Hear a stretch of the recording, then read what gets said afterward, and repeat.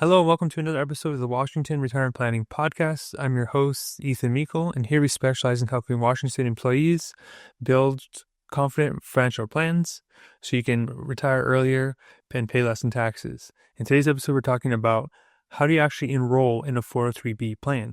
So for those of you that work in school districts, you guys have the option to use something called a 403B. It works just like a DCP or 401k account, but you actually have to first know about it and to enroll in it. So we're going to dive deeper into the process in order to get that account set up. After that, we're diving into today's listener question, which is, what are my options to use if I only have a small 403B? What can I do with that money? So we'll dive into that question at the end. Now, before we get rolling on with all of that, I want to encourage you guys to join my free community over on School. It's basically an online community that I'm building with all Washington State employees. You guys get to know each other, ask questions. I'm also going to have special courses in there for you guys. It's going to be exclusive to the group only. It's not going on YouTube or anywhere else. It's only for the group. The group is free to join currently. So if you guys are wanting to get more educated or stay on top of things, I encourage you to jump in and join my group in School. You can join by just clicking the link in the show notes or the description below. All right, so moving on to the question, how do we actually get enrolled in the 403B plan? So enrolling in a 403B plan is actually a 5-step process, and I'm going to walk you through each and every one so you can go into this and know all the ins and outs so you don't make any unnecessary mistakes that's going to cost you a lot of time and money to get out of. So the first thing you need to know is that 403B is a tax code. It's designed for nonprofit employees. So that's why school district employees are able to use them. Now, unlike your pension plan or even your DCP, 403Bs are not issued by Washington State. You have to use a private company for this. So because of that, you can't enroll through the state. This is why if you go on DRS, they almost never talk about 403B plans. It's because they don't issue them.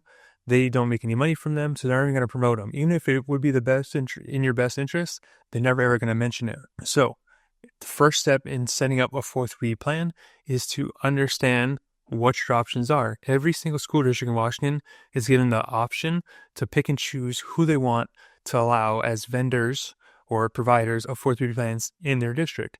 Now, by a law, anyone that comes to them with 5 people interested in a 403B plan, they have to allow that vendor in.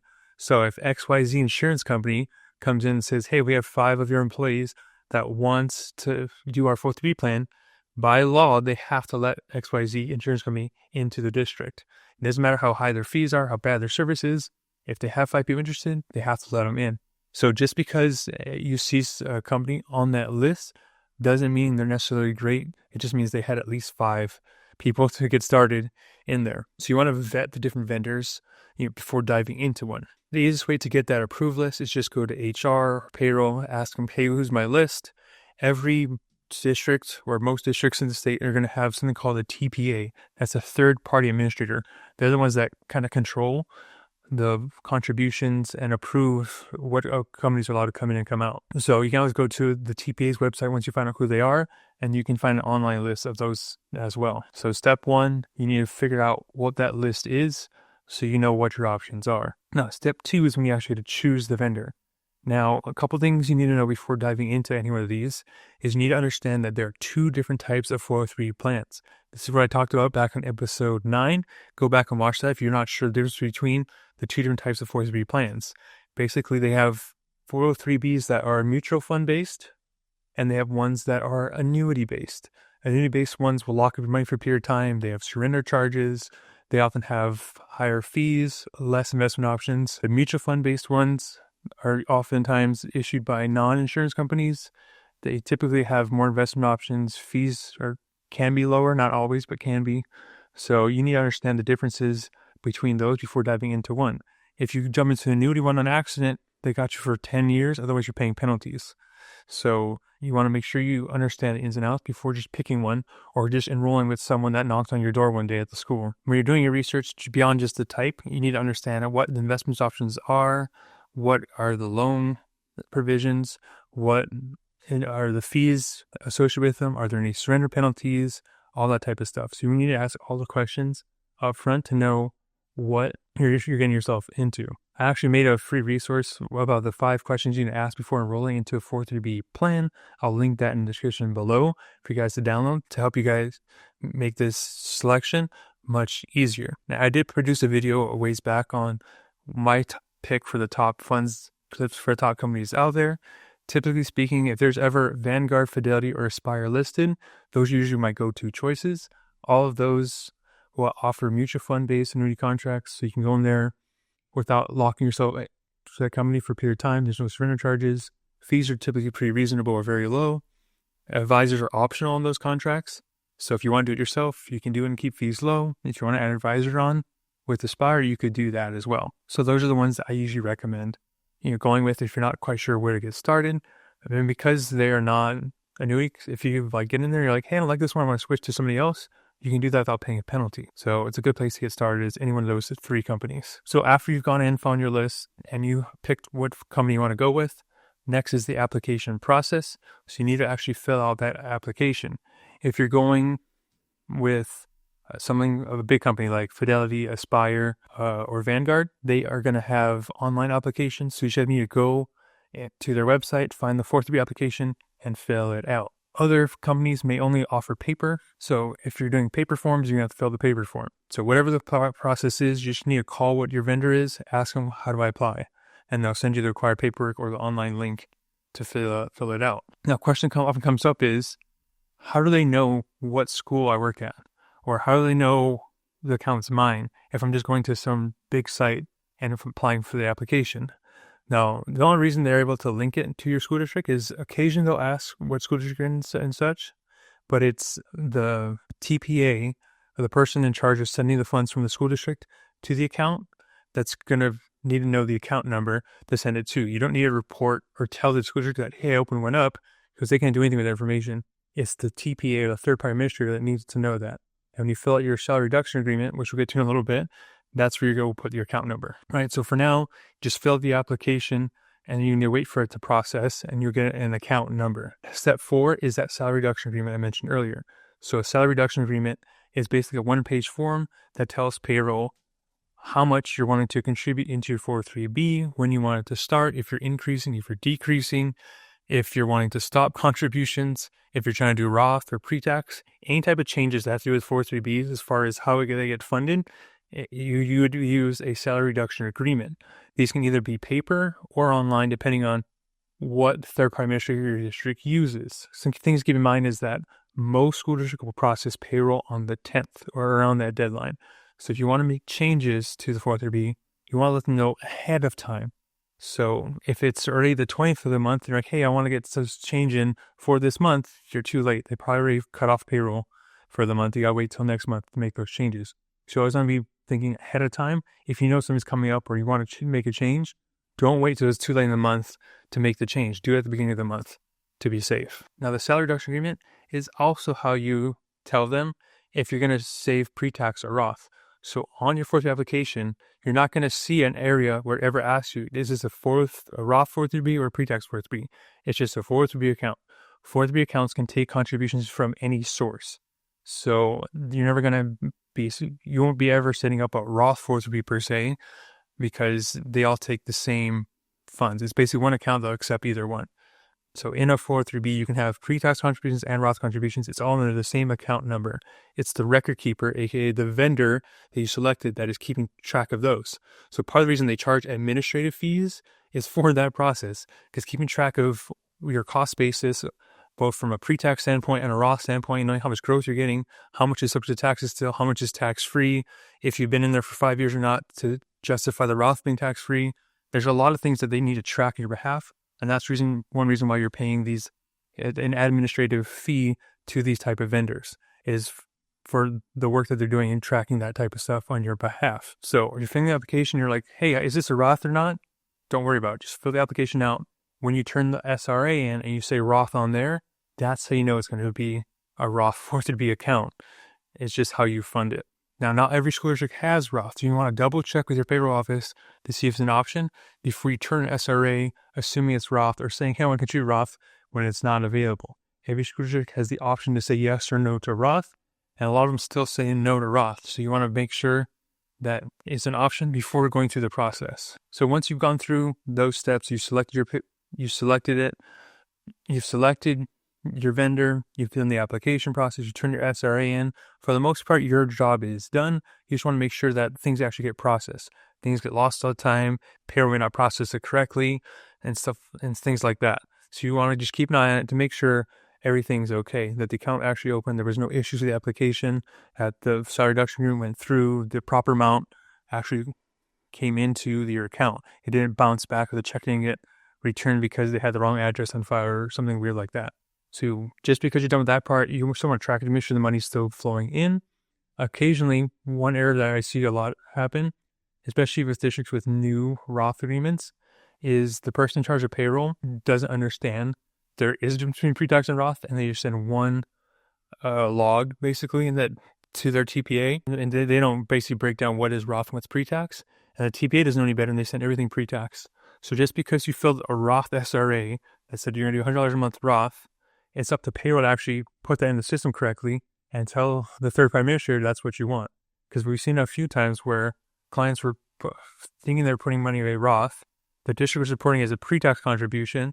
It was ending up in their client's pre-tax contributions, so we're getting no credit for the Roth that they thought they were doing just because there was a miscommunication at payroll level. So track your contributions even after the fact to make sure they're going in Roth and they continue to be Roth if that's the way you set it up. So step 5 in the process is just tracking and making sure things are going where they need to go.